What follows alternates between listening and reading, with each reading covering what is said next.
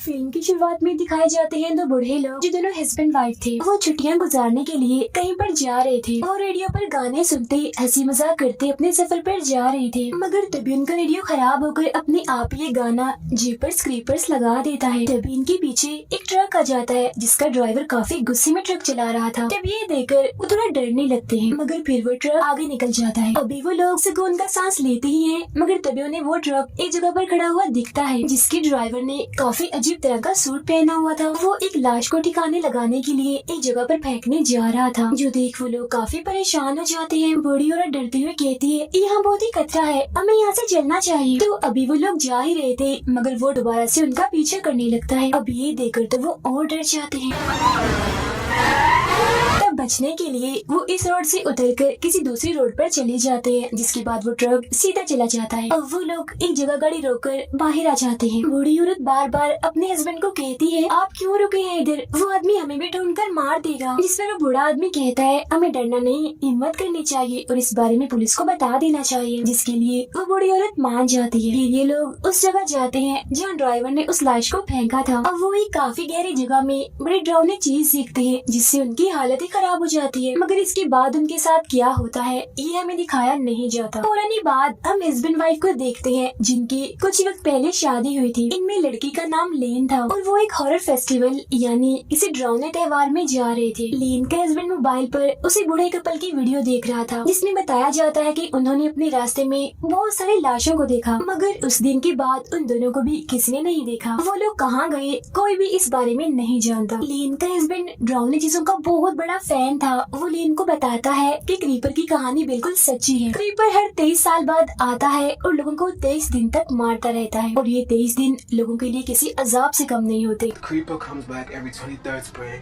क्योंकि मौत की तरह क्रीपर सभी के सर पर मंडलाता रहता है और बहुत सारे लोगों को बड़ी बेरहमी से अपना शिकार बना लेता है। फिर 23 दिन बीत जाने के बाद वो खुद ही गायब हो जाता है। अब लेन को उसकी इन बातों पर यकीन नहीं आता, इसीलिए वो हंसने लगती है। उसका कहना था कि क्रीपर के बारे में ये सब कुछ बस झूठी दास्तान और मनगढ़ंत बातें हैं। डरावनी चीजों को पसंद करने वालों ने उसे अपना हॉरर हीरो बनाया हुआ है। ये सुन उसका हस्बैंड उसे एक वीडियो दिखाता है जिसमें क्रीपर को भी दिखाया जा रहा था, मगर वो वीडियो इतनी साफ नहीं थी, इसलिए लेन अपनी बात पर अड़ी रहती है कि ये सारी चीजें बस कहानियां हैं। मगर तभी उसे उल्टी होने लगती है, इसीलिए गाड़ी साइड में लगाकर वो जंगल में एक पेड़ के पास जाकर उल्टी करने लगती है। जिसके बाद उसका हस्बैंड गाड़ी में बैठा रहता है। वो अपनी मॉम को मैसेज करके बताता है कि मैं लेन को खुश करने के लिए आज उसे बताऊंगा कि मैं उससे कितना प्यार करता हूँ। अब जिस पेड़ के पास लेन उल्टी कह रही थी उसमें हम क्रीपर का एक हथियार देखते हैं जिसे वो सबसे ज्यादा इस्तेमाल करता है, जो एक नुकीला हथियार था। और पास ही में एक सफेद रंग का परिंदा भी आकर बैठ जाता है जिसकी आंखें लाल थी और वो बड़ी गौर से लेन को देख रहा था। फिर अब हम इसी जंगल में देखते हैं क्रीपर को, जो 23 साल के बाद अपनी गहरी नींद से जाग चुका था और बिल्डिंग से बाहर आ गया था। वो पास ही में पड़े जानवरों के जिस्म से निकले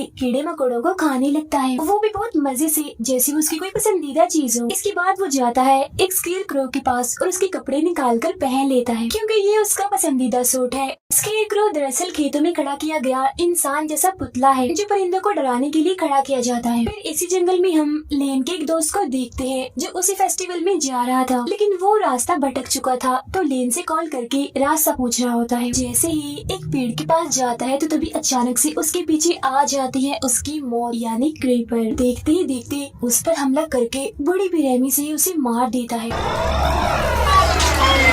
उधर लेन और उसके हस्बैंड भी रास्ता भूल गए थे, इसीलिए वो यहाँ पर बनी एक औरत की दुकान पर जाते हैं जो पुराना और कीमती सामान बेचा करती थी। वो यहाँ उस औरत से रास्ता पूछने आए थे। यहाँ वो पुराने कीमती सामान के अलावा बड़ी ही अजीब से काले जादू करने वाली चीजें भी देखते हैं। दुकान के मालिकों ने एक नक्शा देती है जिस पर यहाँ के सारे रास्ते बने हुए थे। लेन उस नक्शे को लेती है, तभी उसे कुछ ख्याल आने लगते हैं जिसमें वो एक झूले और कुछ लोगों के ग्रुप को देखती है जो काला जादू कर रहे थे और उन्होंने काले अजीब से कपड़े भी पहने हुए थे। पर अब लेन इस ख्याल से बाहर आती है तो नक्शा लेकर वो जाने लगते हैं, मगर तभी वो औरत इन्हें कहती है बहुत बहुत मुबारक हो। अब ये दोनों नहीं जानते थे कि वो ऐसा क्यों कह रही है, मगर इस बात पर ध्यान दिए बगैर वो यहाँ से चले जाते। उनके जाने के बाद वो औरत किसी को फोन करती है और कहती है एक खुशखबरी है, हमें एक बहुत अच्छा फ्रूट मिला है उसको देने के लिए जो उसे बेहद खुश कर देगा।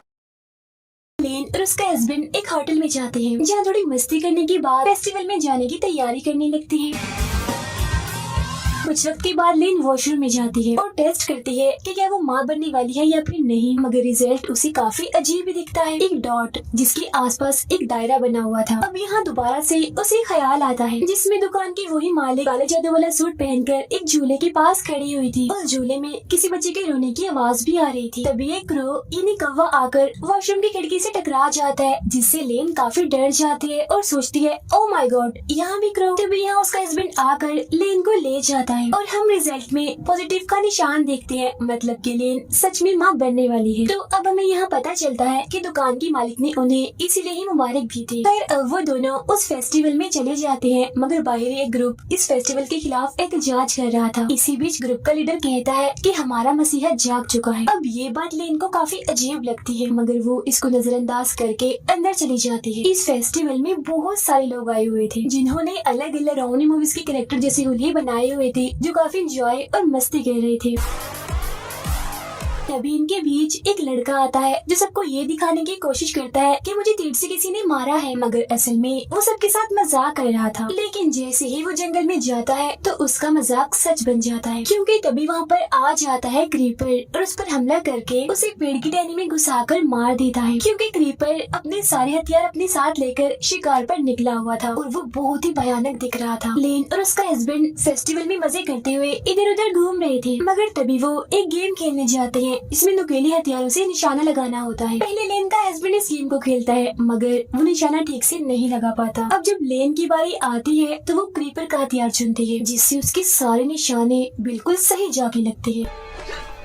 मगर तभी इस नुकीले हथियार से उसकी उंगली कट जाती है और उंगली पर वही अजीब सा डॉट के चारों तरफ दायरे का निशान बन जाता है। इस निशान को लेन बड़े गौर से देख रही थी, तो तभी उसे फिर से ख्याल आता है, जिसमें वो देखती है जो ग्रुप का लीडर इस फेस्टिवल के खिलाफ एहतजाज कर रहा था, अब की बार उसने भी काले जादू वाले कपड़े पहने हुए थे। लेन वहाँ पर चुपचाप खड़ी थी और उसके माथे पर यही वाला निशान बना हुआ था। उसके आसपास बहुत सारे लोग कोई काला जादू कर रहे थे। इसी के साथ ही लेन का ये ख्याल यहीं पर खत्म हो जाता है। इस गेम का मालिक इन्हें बताता है कि यहाँ एक और हार जीत वाली गेम होने वाली है, उसमें भी तुम हिस्सा ले सकते हो। फिर वो दोनों ऐसे ही करते हैं और उस गेम में हिस्सा ले लेते हैं, मगर यहाँ दुकान के वो मालिक जिससे इन्होंने रास्ता पूछा था वो सभी पर्चियों के साथ छेड़छाड़ कर देती है। जिससे हैरानी वाली बात ये होती है कि लेन और उसका हस्बैंड इस गेम को जीत जाते हैं। इनके गेम जीतने का इनाम ये था कि इन्होंने एक ग्रुप के साथ एक डरावने घर में जाना था, जिसका स्टाइल बिल्कुल जेपर जैसा था। वो दरअसल एक एस्केप रूम की तरह बनाया गया था, जहाँ कुछ चीजों को पास करने के बाद इन्हें वहाँ से निकलना था। उस घर के अंदर इनके साथ जो कुछ भी होना था उसे बिल्कुल किसी फिल्म की तरह रिकॉर्ड भी किया जाना था। अब इस वजह से दुकान की मालिक और वहाँ खड़ी एक औरत जो सिंगर थी वो बहुत ही खुश हो जाती है। अब ये दोनों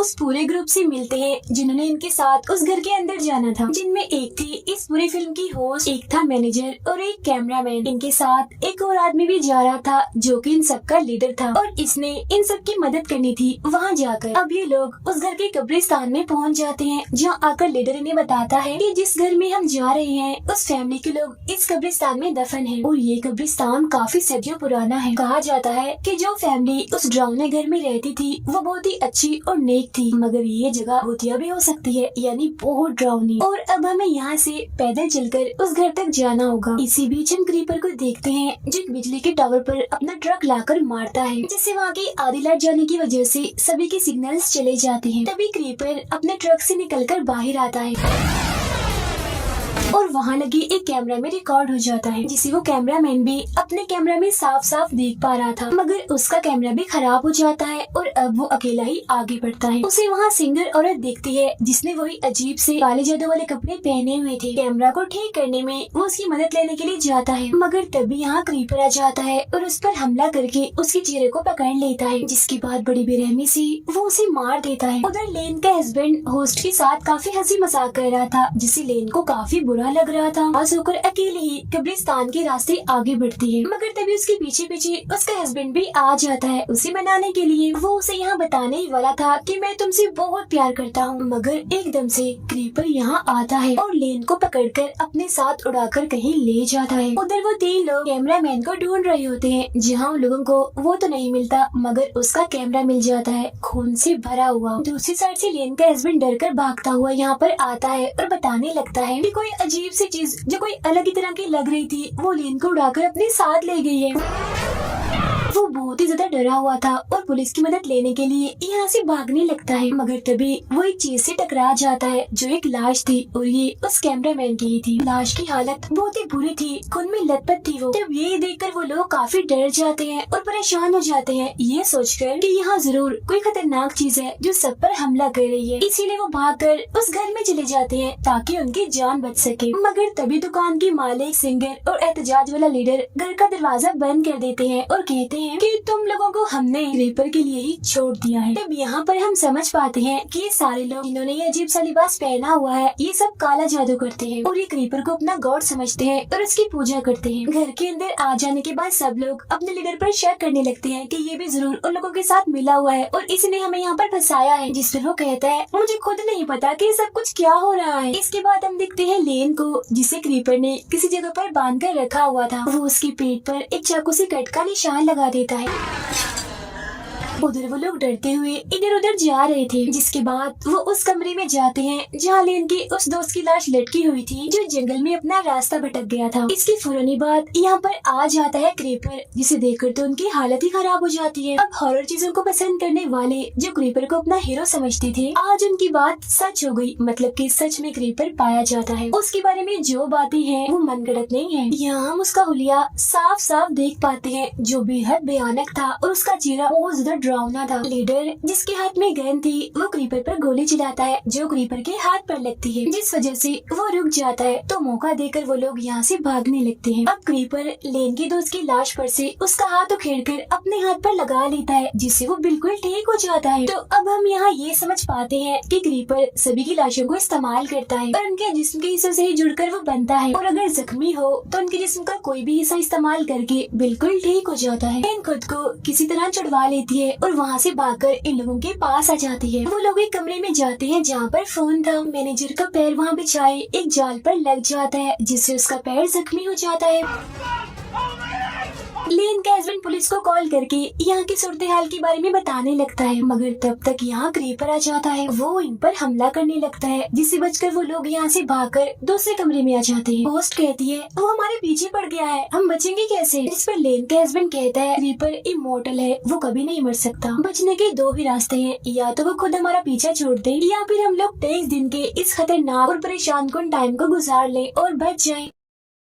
तभी क्रीपर यहाँ भी आ जाता है। वो लोग उसे भगाने की कोशिश करते हैं, मगर वो होस्ट पर हमला कर देता है। वो उस पर अपने हथियार से हमला करके उसका सर काट देता है, जिससे उसका बहुत सा खून बह जाता है और बड़ी बेरहमी से उसकी मौत हो जाती है। फिर वो उसे उठाकर अपने साथ ले जाता है और उसका दिमाग निकाल कर खाने लगता है। उधर वो लोग एक ऐसे कमरे में जाते हैं जहाँ बहुत सा काले जादू का सामान पड़ा हुआ था। ये वही जगह थी जहाँ क्रीपर को गॉड समझने वाले लोग उसकी पूजा करते थे। तभी लेन को एक ख्याल आता है, जिसमें वो देखती है कि काला जादू करने वाले लोग उसके आसपास हैं, जिसके जिस्म पर खून डालकर उसका पेट काटकर इस वक्त भी जादू ही कर रहे हैं। फिर तभी क्रीपर उसके पास आता है, जिससे वो समझ जाती है कि क्रीपर मुझसे क्या चाहता है, यानी मेरा बच्चा। फिर वो ये बात अपने हस्बैंड को भी बता देती है कि हमारा बच्चा होने वाला है और वो बच्चा क्रीपर लेना चाहता है ताकि वो उसे कुर्बान करके उसकी जिंदगी खुद ले ले। It wants what I've got.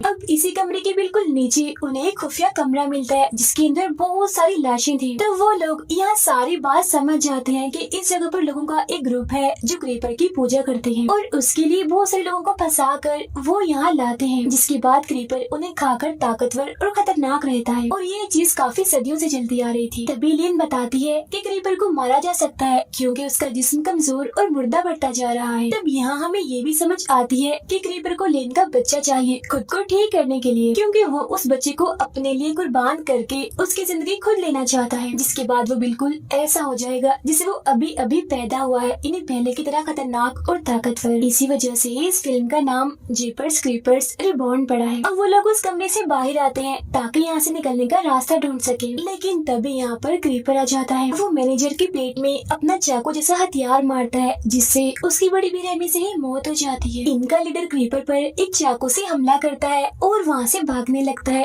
तो वो भी लीडर का पीछा करता है। तभी बाहर क्रीपर लेन को देखता है जो काला जादू करने वाला चाकू अपने हाथ में लेकर खड़ी हुई थी। फिर वो उसके पास जाने लगता है क्योंकि लेन ने खुद को उसके हवाले कर दिया था। उधर लीडर और लेन का हस्बैंड घर की छत पर चढ़ जाते हैं। क्रीपर लेन के पास आता है और उसका गला पकड़कर उसे ऊपर उठा देता है। अब हम जानते हैं कि लेन को हथियार चलाने काफी अच्छे से आते थे और उसके पास कुछ नुकीले हथियार मौजूद भी थे जिन्हें पहले वो क्रीपर के कान में घुसा देती है और बाद में उसकी आंखों में मारकर उसकी आंखें फोड़ देती है।